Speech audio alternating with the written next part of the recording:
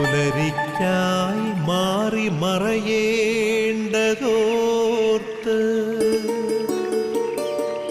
ചന്ദ്രനക്ഷത്രാദികൾ വിതുമ്പുമ്പോൾ മാറ്റമില്ലാതെങ്ങും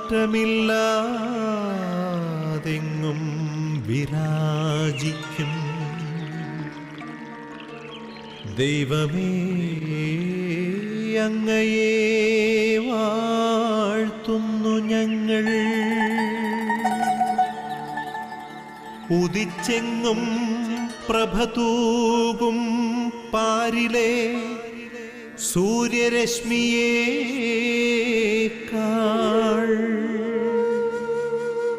പ്രശോഭിച്ചെന്നും പ്രസാദമേകുന്ന ദൈവമേ, അങ്ങേ മഹിമാവെത്ര മനോജ്ഞം.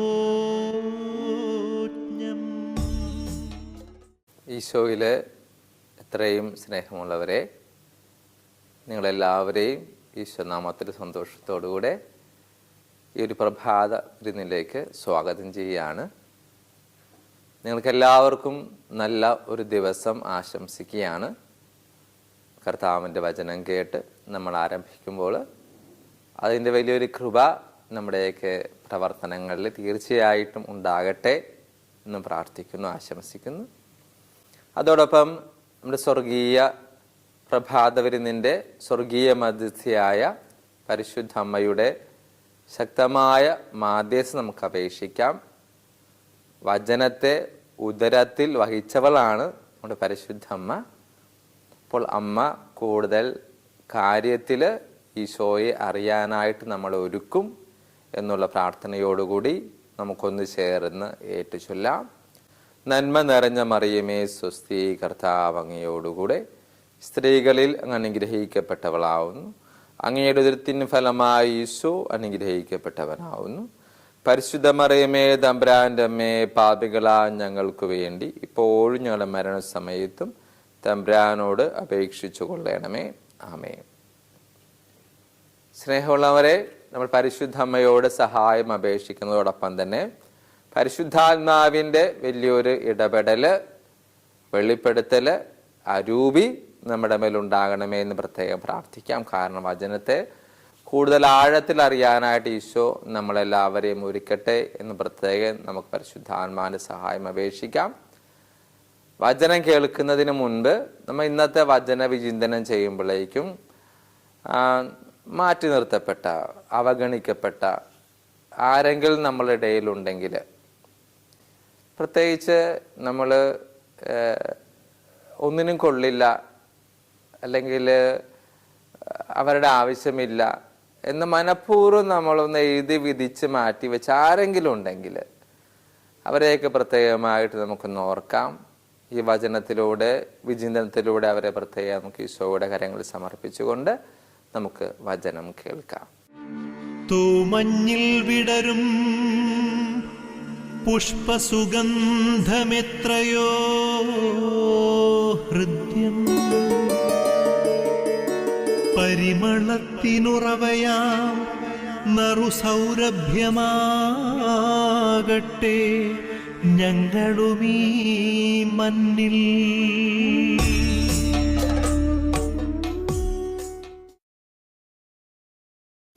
പ്രിയമുള്ളവരെ, നമ്മൾ തിരഞ്ഞെടുത്തിരിക്കുന്നത് ലൂക്കായുടെ സുവിശേഷം 7-ാം അധ്യായത്തിൻ്റെ 13 മുതൽ 15 വരെയുള്ള വാക്യങ്ങളാണ്. നമ്മൾ ഇങ്ങനെയാണ് വചനം കേൾക്കുന്നത്. അവളെ കണ്ട് മനസ്സലിഞ്ഞ് കർത്താവ് അവളോട് പറഞ്ഞു, കരയേണ്ട. അവൻ മുന്നോട്ട് വന്ന് ശവമഞ്ചത്തിന്മേൽ തൊട്ടു. അത് വഹിച്ചിരുന്നവർ നിന്നു. അപ്പോൾ അവൻ പറഞ്ഞു, യുവാവേ, ഞാൻ നിന്നോട് പറയുന്നു, എഴുന്നേൽക്കുക. മരിച്ചവൻ ഉടനെ എഴുന്നേറ്റിരുന്നു. അവൻ സംസാരിക്കാൻ തുടങ്ങി. യേശു അവനെ അമ്മയ്ക്ക് ഏൽപ്പിച്ചു കൊടുത്തു. പ്രിയമുള്ളവരെ, നമ്മൾ വളരെ അധികം തവണ കേട്ടിട്ടുള്ള സുപരിചിതമായിട്ടുള്ളൊരു വചനമാണ്. നായിൻ പട്ടണത്തിലെ വിധവയുടെ ഏകമകനെ ഈശോ ഉയർപ്പിക്കുന്നത്. ഈ ഒരു വചനം തിരഞ്ഞെടുക്കാനായിട്ടുള്ള ഒരു കാരണം, വിശുദ്ധ ഗ്രന്ഥത്തിലെ, പ്രത്യേകിച്ച് പുതിയ നിയമത്തിലെ, വളരെ പ്രത്യേകിച്ച് സുവിശേഷങ്ങളിലെ 4 സുവിശേഷകന്മാരിലെ സുവിശേഷത്തിലെ സ്ത്രീ കഥാപാത്രങ്ങൾ ഈശോയുമായിട്ട് ബന്ധപ്പെട്ടിട്ടുള്ളവർ വളരെയധികമുണ്ട്. നമ്മൾ ബൈബിളിലെ സ്ത്രീകളെക്കുറിച്ച് വായിക്കുമ്പോഴും കേൾക്കുമ്പോഴും വിചിന്തനം ചെയ്യുമ്പോഴുമൊക്കെ ഇന്നത്തെ കാലത്തെ സ്ത്രീകൾക്കുണ്ടായിരുന്ന സാന്നിധ്യം അല്ലെങ്കിൽ അവർക്കുണ്ടായിരുന്ന ഒരു പ്രത്യേക സ്ഥാനമൊക്കെ പഴയ നിയമകാലവുമായിട്ട് പുതിയ നിയമകാലവുമായിട്ട് ഒന്ന് താരതമ്യം ചെയ്ത് പഠിച്ചാൽ മാത്രമേ നമുക്ക് ഈശോയ്ക്ക് എന്തുകൊണ്ടാണ് സ്ത്രീകളോട് അധികം അടുപ്പം കാണിക്കുകയും അവരെ കൂടെ നിർത്തുകയും അവരെ പ്രത്യേകിച്ച് സൗഖ്യം നൽകി അവരെ ആശീർവദിക്കുകയും ചെയ്തിട്ടുള്ളതെന്ന് പ്രത്യേകം അറിയണമെന്നുണ്ട്. അന്നത്തെ പശ്ചാത്തലം നമ്മൾ അറിഞ്ഞിരുന്നേ മതിയാവൂ. അപ്പം നമ്മൾ ഇന്നത്തെ ഈ ഒരു വചനത്തിലൂടെ ചിന്തിക്കുന്നത് ഈശോ അവഗണിക്കപ്പെട്ട് മാറ്റി നിർത്തിയിരുന്ന സ്ത്രീജനങ്ങളോട് കാണിച്ച പ്രത്യേകമായിട്ടുള്ള കരുണയാണ്. പ്രത്യേകമായിട്ടുള്ള അന്ന് പുരുഷ മേധാവിത്വം ഉണ്ടായിരുന്ന ഒരു കാലഘട്ടമാണ് ഈശോയുടെ കാലഘട്ടം. പുരുഷന്മാരുടെ മേധാവിത്വത്തിൻ്റെ കീഴിൽ സ്ത്രീകൾ ജീവിക്കണമായിരുന്നു. സ്ത്രീകളെ കൂടാതെ ജീവിത വിശുദ്ധിയിലൂടെ കടന്നു പോകുക എന്നതായിരുന്നു അവരുടെ ചിന്താഗതി. സ്ത്രീകളെ കൂടാതെ ജീവിത വിശുദ്ധിയിലേക്ക് കടന്നു പോകുക. അന്നത്തെ റബ്ബിമാര് അവര് സിനഗോഗുകളിൽ പ്രാർത്ഥിക്കുമായിരുന്നു, ദൈവമേ അങ്ങേക്ക് ഞങ്ങൾ നന്ദി പറയുന്നു. എന്തുകൊണ്ടെന്നാൽ എന്നെ അങ്ങ് ഒരു സ്ത്രീയായി ജനിപ്പിക്കാതിരുന്നതിൽ ഞാൻ അങ്ങേക്ക് നന്ദി പറയുന്നു. അങ്ങനെയൊക്കെ പ്രാർത്ഥിച്ചിരുന്ന ഒരു കാലത്താണ് ഈശോ സ്ത്രീകളുടെ കൂടെ നിൽക്കുന്നത്. കാരണം അവര് മാറ്റി നിർത്തപ്പെട്ടവരായിരുന്നു, അവര് അവഗണിക്കപ്പെട്ടവരായിരുന്നു. പക്ഷേ ഈശോ, നമ്മളിപ്പോൾ വായിച്ച വചനമായിക്കോട്ടെ, ഈശോ നായിൻ പട്ടണത്തിലെ വിധവയുടെ ഏകമകനെ, നമ്മൾ ചരിത്ര പുസ്തകങ്ങൾ വായിക്കുമ്പോഴേക്കും സ്ത്രീകൾക്ക് വിലയില്ലായിരുന്നു. വിധവകളുടെ കാര്യം അതിലും അധോഗതിയ. സ്ത്രീകൾക്ക് വലിയ പരിഗണന ഇല്ലായിരുന്നു.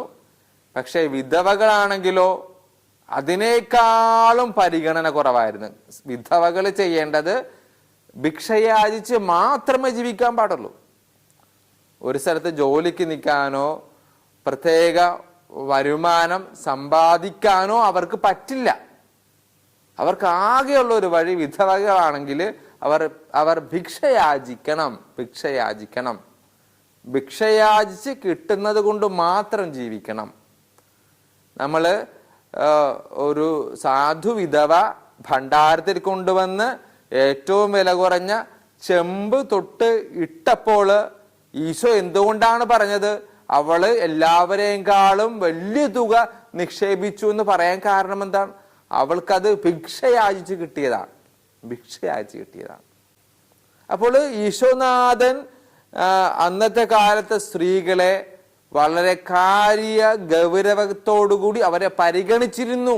കാരണം അവർ മാറ്റി നിർത്തപ്പെട്ടവരായിരുന്നു. ഇഷ്ടമാതിരി ഈശോയുടെ കാലത്തെ ആ സ്ത്രീ കഥാപാത്രങ്ങൾ നോക്കിയാൽ ഈശോ എത്ര കരുതലോടുകൂടിയാണ് അവരെ സ്നേഹിച്ചിരുന്നത്. അച്ഛൻ വെറുതെ ഒന്ന് ഓടിച്ചിട്ട് നിങ്ങളുടെ അറിവിന് ഒരു ജസ്റ്റ് ഇൻഫർമേഷന് ഒന്ന് പറയുന്നതാണ് മർത്തയും മറിയവും അല്ലേ. ഈശോയോട് ബഥാനിയായില് ഈശോയോട് ഏറ്റവും അടുത്തിരുന്ന ഒരു കുടുംബമാണ് ലാസറിന്റെ കുടുംബം. ഈശോക്ക് വളരെ സ്വതന്ത്രത്തോടുകൂടി അവിടെ കയറി ചെല്ലാൻ പറ്റിയ ഒരു കുടുംബം, മർത്തയും മറിയും ഈശോയെ സ്വീകരിച്ചു, അവർ ശുശ്രൂഷിച്ചു. ഈശോ വചനം കൊടുത്തും അല്ലെങ്കിൽ ഈശോയ്ക്ക് ഭക്ഷണം കൊടുത്തും അവർക്ക് ശുശ്രൂഷിക്കാനുള്ള അവസരമുണ്ടായിരുന്നു. രക്തസ്രാവക്കാരി സ്ത്രീ അല്ലേ, രക്തസ്രാവം വന്ന ഒരു സ്ത്രീക്ക് പുറത്തിറങ്ങാനോ യാത്ര ചെയ്യാനോ അവൾ അശുദ്ധയാണ്. അവൾക്ക് പുറത്തിറങ്ങാൻ പാടില്ല, ആരെയും സ്പർശിക്കാൻ പാടില്ല. അവള് ജീവിതകാലം മൊത്തം രക്തസ്രാവം പിടിപെട്ട സ്ത്രീ അവളുടെ അപമാനിതയായ ശരീരത്തോടുകൂടി അവള് അവിടെ കഴിയണമായിരുന്നു. പക്ഷെ അവളെ നിമിഷ നേരം കൊണ്ട് അവളുടെ വലിയ പ്രതീക്ഷയുടെ ശക്തിയാല് ഈശോയിൽ നിന്ന് ശക്തി പ്രവഹിച്ച് അവക്ക് സൗഖ്യം നൽകുന്നു. രക്തസ്രാവക്കാരി സ്ത്രീ, കൂനുള്ള സ്ത്രീ. നമ്മൾ ഇനിയും കാണുന്ന വളരെയധികം സീറോ ഫിനീഷ്യൻ സ്ത്രീ, അത് വേറെ വംശജയാണ്. സിറിയയുടെയും ഫിനീഷ്യയുടെയും ഇടക്ക് കിടക്കുന്ന ഒരു ഏരിയയാണ് സീറോ ഫിനീഷ്യ. അപ്പോൾ സീറോ ഫിനീഷ്യ എന്ന് പറഞ്ഞാൽ വേറെ വംശജയാണ്, യഹൂദ സ്ത്രീ അല്ല. ഈശോ അവരോട് പോലും വലിയ കരുണ കാണിക്കുന്നില്ലേ? സമരിയാക്കാരി സ്ത്രീ അല്ലേ, സമരിയാക്കാരും യഹൂദരും തമ്മിൽ ബദ്ധശത്രുക്കളാണ്. വിവാഹം പോലും കഴിക്കാൻ പാടില്ല അവർ പരസ്പരം, സ്ത്രീകളെ നോക്കാൻ പാടില്ല. അങ്ങനെ ഇരിക്കുകയാണ് ഈശോ ചെന്ന് യാക്കോബിന്റെ കിണറ്റിന്റെ കരയിൽ ഇരുന്നിട്ട്, സ്ത്രീയെ എനിക്ക് കുറച്ച് വെള്ളം തരൂ എന്നൊക്കെ പറഞ്ഞ് അവളുടെ കുടുംബ പശ്ചാത്തലമൊക്കെ വിവരിച്ച് അവളെ തൻ്റെ ഹൃദയത്തോട് ചേർക്കുന്നത് വിശ്വാസത്തില്. ഈശോ അങ്ങനെ എല്ലാവരെയും ചേർത്ത് പിടിച്ച്, പ്രത്യേകിച്ച് അവഗണിക്കപ്പെട്ടിരുന്ന സ്ത്രീകളെ. നമ്മൾ ഇനിയും മുന്നോട്ട് പോകുമ്പോൾ പത്രോസിന്റെ അമ്മായിയമ്മയെ ഈശോ കൈക്ക് പിടിച്ച് എഴുന്നേൽപ്പിക്കുന്നുണ്ട്. അവളെ കലിശലായ പനി മാറി അവൾക്ക് സൗഖ്യം നൽകുന്നുണ്ട്. നേരത്തെ പറഞ്ഞ സമരിയാക്കാരി സ്ത്രീ, അത് വലിയൊരു മഗ്ദലേന മറിയം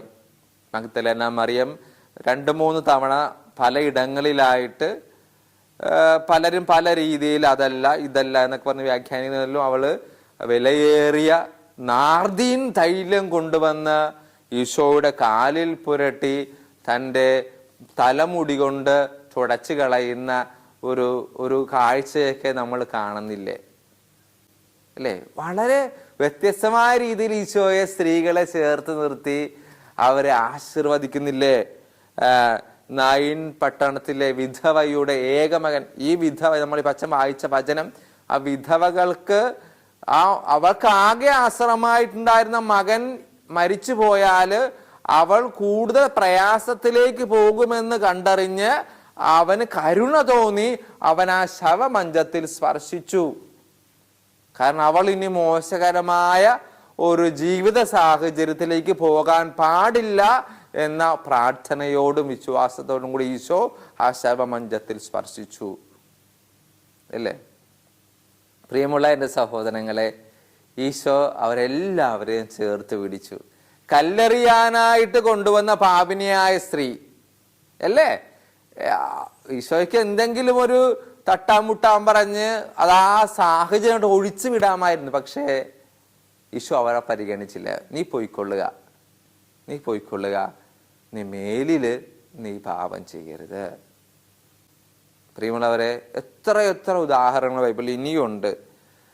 2 ചെമ്പ് തൊട്ടുകളിട്ട സ്ത്രീയെ ഈശോ പരിഗണിച്ചില്ല, എല്ലാവരെക്കാളും ഉയർത്തി അല്ലേ? അവിടെ പണ്ടൊക്കെ ഭയങ്കര അവരുടെ രീതിയിൽ സമ്പാദ്യമുള്ളവര് അവരൊക്കെ ചാക്കില്, അന്ന് കറൻസി ഇല്ല, കൊയിൻ മാത്രമാണുള്ളത്. കൊയിൻ അവർ ചെറിയ ചാക്കില് തോളിൽ കൊണ്ടുവന്ന് ഭണ്ഡാരത്തിൽ ഇടുന്നതിന്റെ ശബ്ദമൊക്കെ കേൾപ്പിക്കുമായിരുന്നു. കാരണം നമ്മള് ഒരു 2 ചെമ്പ് തൊട്ട് ഇടുന്നതും ഒരു ചാക്ക് നിറയെ കോയിൻസ് ഭണ്ഡാരത്തിൽ ഇടുന്നതും തമ്മിൽ വ്യത്യാസമുണ്ട്. കോയിനുകൾ ഇടുമ്പോൾ കുറെ ശബ്ദം, ഇങ്ങനെ ഒരു ചാക്ക് കോയിൻ ഇടുമ്പോൾ അല്ലെങ്കിൽ ഒരു കിഴി കോയിൻ ഇട്ടാല് ശബ്ദം കൂടുതൽ കേൾക്കും. അപ്പോൾ ശബ്ദം കൂടുതൽ കേൾക്കുമ്പോൾ ആൾക്കാർ നോക്കും ഇതാരാ ഇടുന്നത്. അപ്പോൾ ആ ദൈവത്തിന് ആ ശബ്ദമൊക്കെ പ്രീതിപ്പെട്ടതാണെന്ന് അവർക്ക് മിഥ്യാധാരണ ഉണ്ടായിരുന്നു. അപ്പൊ അതിന്റെ ഇടക്കാണ് ഒരു സ്ത്രീ കൊണ്ടുവന്ന് 2 ചെമ്പ് തൊട്ട് ടപ്പ എന്ന് പറഞ്ഞിട്ടിട്ട് പോയി. ഈശോ പറഞ്ഞ് ചാക്കിൽ കൊണ്ടുവന്ന് ഇട്ടവരെക്കാളും കിഴികളിൽ കൊണ്ടുവന്ന് ഇട്ടവരെക്കാളും ഇവള് കൂടുതൽ മഹത്തീകൃതയായി, അവളുടേതായിരുന്നു വലുത്. ബാക്കി അപ്പോൾ ഈശോയുടെ കാഴ്ചപ്പാടിൽ ബാക്കിയിട്ടവരെല്ലാവരെക്കാളും വലുതാണ് ഇവള്. അതൊക്കെ വെറുതെ. അപ്പൊ പ്രിയമുള്ള എൻ്റെ സഹോദരൻ, നാം പറഞ്ഞു വരുന്ന ഇത്രയേ ഉള്ളൂ. ഈശോ എല്ലാവരെയും പരിഗണിച്ചതിനേക്കാൾ ഉപരി പാർശ്വവൽക്കരിക്കപ്പെട്ടവരെ, മാറ്റി നിർത്തപ്പെട്ട സ്ത്രീകളെ, പ്രത്യേകിച്ച് അന്ന് പുരുഷ മേധാവിത്വം ഉണ്ടായിരുന്ന കാലത്ത് സ്ത്രീകളെ പ്രത്യേകമായിട്ട് പരിഗണിച്ചു. നമ്മൾ കുരിശിന്റെ വഴിയൊക്കെ നടന്നു പോകുമ്പോഴേക്കും 8-ാം സ്ഥലത്ത് നമ്മൾ കാണുന്നില്ലേ, ഓർസലേമിലെ സ്ത്രീകളെ ആശ്വസിപ്പിക്കുന്ന ഈശോ. നമ്മൾ ബൈബിളിൽ കാണുന്നില്ലെങ്കിൽ പോലും ചില ചരിത്ര പശ്ചാത്തലം കാണുന്നുണ്ടല്ലോ. വെറോണിക്ക എന്ന് പറഞ്ഞ സ്ത്രീ വന്ന് ഈശോയുടെ മുഖം തുടക്കുന്നതായിട്ട്. എന്തുകൊണ്ടാണ് കാൽവരി യാത്രയിൽ യോഹന്നാൻ ഒഴിച്ച് ബാക്കിയെല്ലാം സ്ത്രീകളായി പോയത്? കുരിശിന് താഴെ 4 സ്ത്രീകൾ ഉണ്ടായിരുന്നു, ഒരു പുരുഷനും. ഈശോയുടെ കൂടെ ഉണ്ടായിരുന്ന അപ്പോസ്തലന്മാര്, ശിഷ്യന്മാരൊക്കെ എവിടെ പോയി? ഈ 4 സ്ത്രീകൾ മാത്രം, പിന്നെ യോഹന്നാനും ഉണ്ടായിരുന്നു. അപ്പോൾ പ്രിയമുള്ള സഹോദരങ്ങളെ, ഈശോ ആരെയും മാറ്റി നിർത്തുന്നില്ല. വളരെ പ്രത്യേകിച്ച് തൻ്റെ മുമ്പിൽ വരുന്ന അവഗണിക്കപ്പെട്ടിട്ടുള്ളവരെ ഈശോ നെഞ്ചോട് ചേർത്ത് നിർത്തുന്നുണ്ട്. നമ്മൾ ഇന്ന് ഈ വചനം കേട്ട് വിശുദ്ധ ഗ്രന്ഥത്തില് മുഴുവൻ, നമ്മൾ ബൈബിൾ മൊത്തം എടുത്താൽ 300-ലധികം സ്ത്രീ കഥാപാത്രങ്ങളുണ്ട്. നെഗറ്റീവ് റോളിലുള്ളവരും ഉണ്ട്, വളരെയധികം പോസിറ്റീവ് റോളിലുള്ളവരും ഉണ്ട്. അതില് തൻ്റെ സമ്പത്ത് കൊണ്ട് സഭയെ നയിച്ച അപ്പോസ്തല പ്രവർത്തനങ്ങളിലെ മറ്റു സ്ത്രീകളൊക്കെ വേറെ ഉണ്ട്. അപ്പോൾ പ്രിയമുള്ളവരെ, നമുക്ക് ധ്യാനിക്കാം, പ്രാർത്ഥിക്കാം, ചിന്തിക്കാം. ഈശോ നമ്മൾ ആരെയും മാറ്റി നിർത്തുന്നില്ല. പ്രത്യേകിച്ച് നിങ്ങൾ അവഗണിക്കപ്പെട്ടിട്ടുള്ളവരാണെങ്കിൽ, മാറ്റി നിർത്തപ്പെട്ടിട്ടുള്ളവരാണെങ്കിൽ, നിങ്ങൾക്ക് ഓടിച്ചെന്ന് ആശ്രയം ചോദിക്കാൻ പറ്റിയ, അഭയം തേടാൻ പറ്റിയ ഒരിടയം, ഒരു സ്ഥലം, ഇടമെന്ന് പറയുന്നത് അത് ഈശോ മാത്രമാണ് എന്ന ചിന്തയോടും എന്ന ഒരു പ്രാർത്ഥനയോടും കൂടെ നമുക്കൊന്ന് ചേർന്ന് അവിടുത്തെ മുമ്പിൽ നമ്മുടെ പ്രാർത്ഥന സമർപ്പിക്കാം. ആബാ പിതാവേ, സ്നേഹാഗ്നിയാൽ ജ്വലിക്കട്ടെ മക്കളാ ഞങ്ങളെല്ലാം.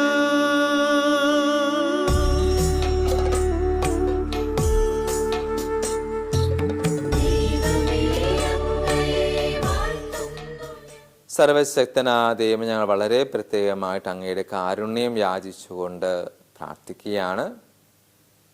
ത്രിയേക ദൈവത്തിൻ്റെ ശക്തമായ ഇടപെടലിന് വേണ്ടിയും വളരെ പ്രത്യേകമായിട്ട് ഞങ്ങളുടെ സ്വർഗീയ മധ്യസ്ഥൻ്റെയും മധ്യസ്ഥയുടെയും, ഞങ്ങളുടെ ഇടവകയുടെ മധ്യസ്ഥൻ്റെയും എല്ലാ മാലാഖമാരുടെയും ഒക്കെ സംരക്ഷണം ഞങ്ങളുടെ ഒപ്പം ഉണ്ടായിരിക്കട്ടെ. ഇന്ന് ഞങ്ങൾ കേട്ട വചനത്തിൽ മാറ്റി നിർത്തപ്പെട്ടവർക്ക് ഏറ്റവും വലിയൊരു അഭയസ്ഥാനമുള്ളത് അത് ഈശോ മാത്രമാണ് എന്ന് തിരിച്ചറിയാനും, ഈശോയുടെ കൂടെ ആയിരിക്കാനും, ഈശോയിൽ അഭയം തേടാനുമുള്ള വലിയൊരു കൃപ ഞങ്ങൾക്ക് നൽകണമേ. സങ്കീർത്തകൻ പാടുന്നത് പോലെ തള്ളക്കോഴി തൻ്റെ ചിറക് വിരിച്ച് ആ ചിറകിൻ്റെ ഉള്ളിലെ ചൂട് നൽകി സംരക്ഷിക്കുന്ന ദൈവം ഒരാൾ കൂടെ ഉണ്ടെന്ന് ഞങ്ങൾക്ക് ഈ ഒരു വചനത്തിലൂടെ മനസ്സിലാക്കി തന്നെ നന്ദി പറഞ്ഞുകൊണ്ട് ഞങ്ങളുടെ എല്ലാ പ്രാർത്ഥനകളും അങ്ങയുടെ മുമ്പിൽ സമർപ്പിക്കുന്നു. കർത്താവായ ക്രിസ്തു വഴി ഞങ്ങൾ സമർപ്പിക്കുന്ന പ്രാർത്ഥന അങ്ങ് കേട്ടുരുളണമേ. ആമേൻ.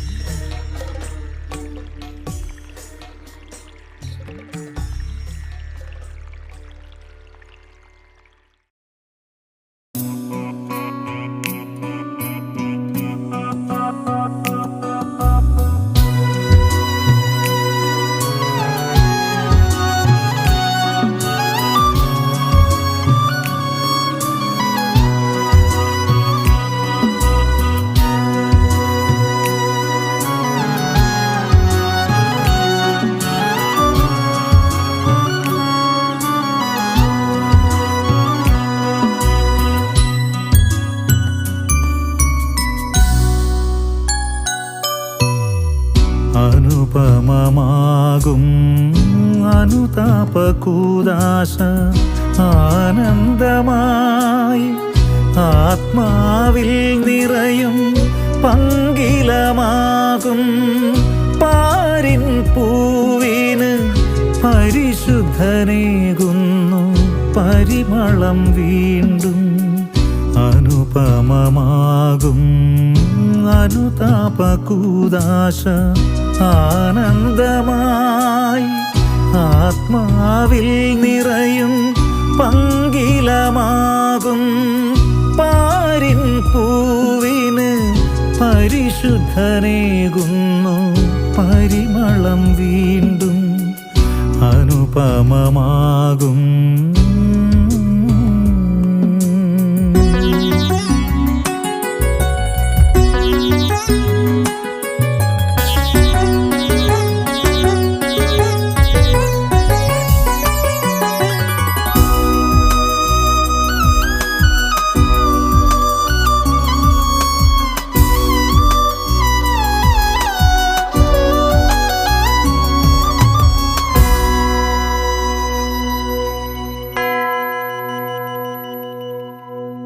നിറമേതും പോയി ഞാൻ നിത്യത തേടി ഇടനെഞ്ചിൽ തേങ്ങലുമായി നിൽക്കേ നിറമേതും പോയി ഞാൻ നിത്യത തേടി ഇടനെഞ്ചിൽ തേങ്ങലുമായി നിൽക്കേ നിത്യപുരോഹിത ശ്വാസതീരമായി തീർന്നിടുമീ കൂദാശയിൽ നീ ചേർക്കണേ നിന്ദയാവായ്പിലെന്നെ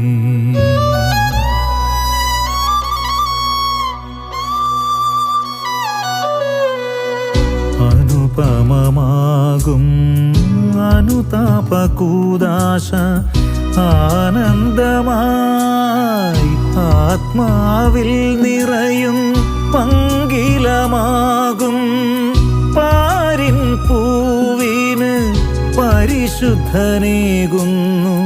പരിമളം വീണ്ടും അനുപമമാകും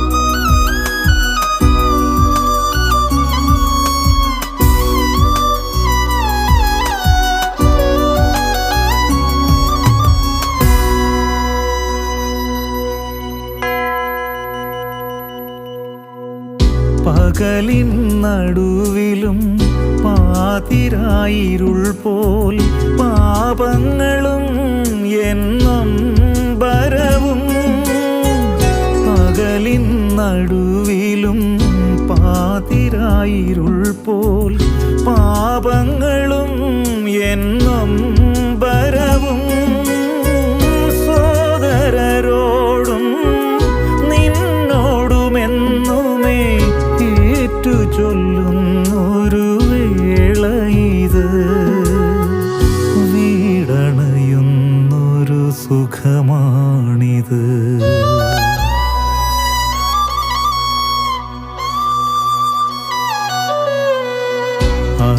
അനുപമമാകും അനുതാപകൂദാശ ആനന്ദമായി ആത്മാവിൽ നിറയും പങ്കിലമാകും പാരിൻ പൂവിന് പരിശുദ്ധനേകുന്നു പരിമളം വീണ്ടും അനുപമമാകും അനുതാപകൂദാശ ആനന്ദമായി ആത്മാവിൽ നിറയും പങ്കിലമാകും പാരിൻ പൂവിന് പരിശുദ്ധനേകുന്നു പരിമളം വീണ്ടും അനുപമമാകും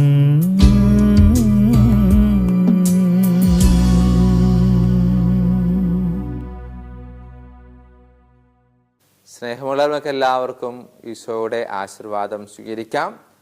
വളരെ പ്രത്യേകിച്ച് പരിശുദ്ധ പിതാവിനോടും എല്ലാ കാർഡിനാൾമാരോടും മെത്രാന്മാരോടും വൈദികർ, സന്യാസികൾ, അൽമായരോടും കൂടി ചേർന്ന് ആശീർവാദം സ്വീകരിക്കുമ്പോൾ കർത്താവിൻ്റെ കൃപ ധാരാളമായിട്ട് ഇന്നേ ദിവസം നമ്മുടെ മേൽ ഉണ്ടാകട്ടെ എന്ന് പ്രാർത്ഥിച്ച് ഒരുങ്ങി ആശീർവാദം സ്വീകരിക്കാം. കർത്താവ് നിങ്ങളോടുകൂടെ, അങ്ങേ ആത്മാവോടും കൂടെ സർവശക്തനായ ദൈവം പിതാവും പുത്രനും പരിശുദ്ധാത്മാവും നിങ്ങളെ അനുഗ്രഹിക്കുമാറാകട്ടെ. ആമേൻ.